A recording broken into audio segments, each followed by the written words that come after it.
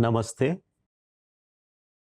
मैत्रीबोधच्या परिवर्तनाच्या ह्या शाळेत आपल्या सगळ्यांचं स्वागत आहे.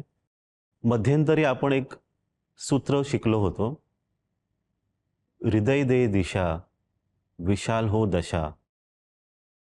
ह्या सूत्रावरती एक प्रश्न आलेला आहे आणि हा प्रश्न विचारलेला आहे हर्षल यांनी.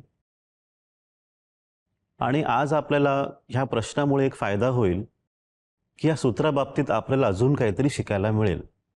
प्रश्न असा विचारलेला आहे, की जेव्हा मी उदास असतो, थोडासा वाईट वाटतं काही गोष्टींमुळे, तेव्हा मी काम नाही करत, ऑफिसातलं काम नाही करत. माझं मन काहीतरी असं विचार करते, की आज मी काहीतरी वेगळं करावं. आणि जेव्हा मी शांत असतो, जेव्हा चांगलं वाटतं, तेव्हा मनात वेगळे विचार येतात. मग तेव्हा काहीतरी वेगळं करतो. मग ह्या दोघांमधून मला काय निवडायचं आहे? मला नेमकं काय करायला हवं अशा वेळेस? तर आपण मैत्रीबोध परिवार आपण काय शिकवतो इथे? तुम्हा सगळ्यांना, जे तुमच्या आतमध्ये तुम्हाला वाटतं, तुमच्या हृदयाला जे वाटतं, ते तुम्हाला करायचं असतं. तुमची भावना काय आहे?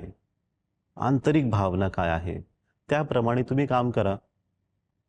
आता जेव्हा तुम्ही उदास असता, जेव्हा तुम्हाला वाईट वाटतं, हे फारच स्वाभाविक आहे, की तुम्हाला कधी असं वाटत असतं, की मी एकटं राहावं, एकटं बसावं किंवा कधी राग येतो, कधी आपण ओरडतो सुद्धा. पण ह्या सगळ्या गोष्टी ठीक आहेत.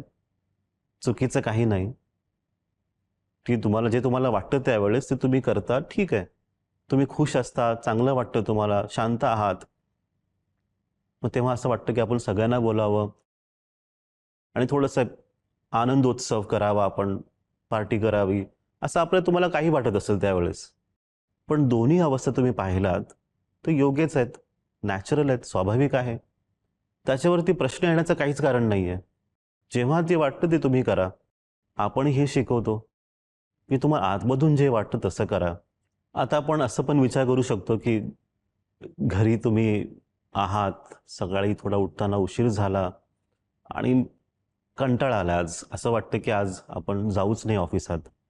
मग आपण ऑफिसात फोन करतो आणि मग त्यांना सांगतो, की आज आजी वारली आहे. हे खोटं कारण. आणि किंवा फिरायला जायचं असेल तर म्हणून आपण काहीतरी सांगतो, की मुलाच्या शाळेत बोलवलंय, पॅरेंट्स मीटिंग आहे म्हणून. हे आपण सर्रास खोटं बोलतोय. आणि ह्याच्या पाठचं कारण काय आहे, की दादाश्रीजींनी सांगितलंय मैत्रीबोध परिवारामध्ये, की जे तुम्हाला योग्य वाटतं ज्यावेळेस ते करा. तर असं आहे का टीचिंग? तर नाही. इथे काय आहे, की तुमच्या शरीराला असं वाटलं, की कंटाळा आला म्हणून आराम करावा. मनाला असं वाटलं, की फिरायला जायचं, चला फिरायला जाऊ म्हणून काहीतरी खोटं कारण द्यावं. पण एकदा तुमच्या हृदयाला विचारा, आतमध्ये जा. तुमचा आतला आवाज तुम्हाला काय सांगतोय अशा वेळेस? ते महत्वाचं आहे. ते तुम्ही ऐका. सकाळी उठाल आणि कळत नाही काय करावं? आतमध्ये जाऊन एकदा विचारून पहा. जेव्हा तुम्ही भ्रमित होता ना, तेव्हा तुम्हाला तुमच्या आवाजाला आंतरिक आवाजाला तुम्हाला विचारायचं असतं, की आता मी काय करू? आणि हा आतला आवाज नेहमी तुम्हाला कर्तव्य पार करण्यासाठीच प्रेरित करत असतं. तर हा जो गोंधळ झालेला असतो कधी-कधी, की अरे मला जे वाटतं मी काही पण करेन असं नाहीये. जेव्हा कर्तव्य करायचे असतात, तेव्हा तुम्हाला तुमचा आतला आवाज ऐकायचाच असतो किंवा आतला आवाजच तुम्हाला सांगत असतो, की तुम्हाला आता काय करायचंय? तुमच्यासाठी योग्य काय आहे?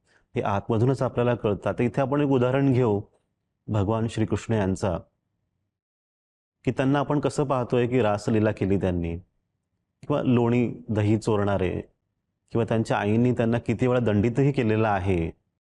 ह्या सगळ्या गोष्टी आपण ऐकलेल्या आहेत. खूप काही त्यांनी केलेलं त्यांच्या वयोमानानुसार खूप केले त्यांनी. पण त्यांचं आपण जेव्हा पूर्ण चरित्र पाहतो, तर त्यांनी कंसवधही केलेला आहे. महाभारतात अर्जुनाला त्यांनी त्यांनी प्रेरित केलं कर्तव्य पूर्ण करण्यासाठी. तर आपल्याला हेही शिकायला मिळतं त्यांच्यापासून.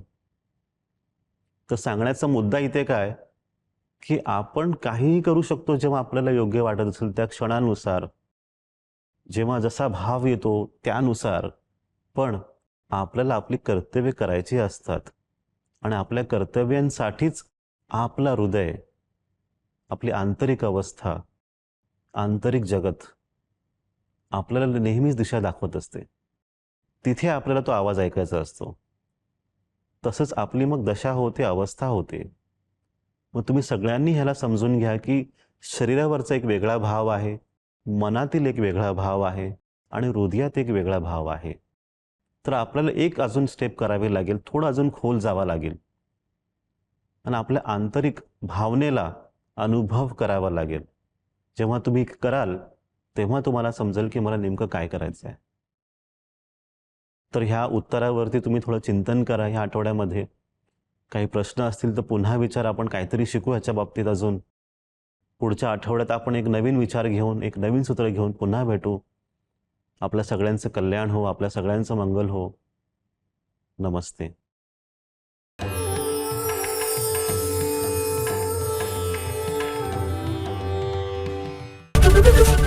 एबीपी माझा, उघडा डोळे बघा नीट.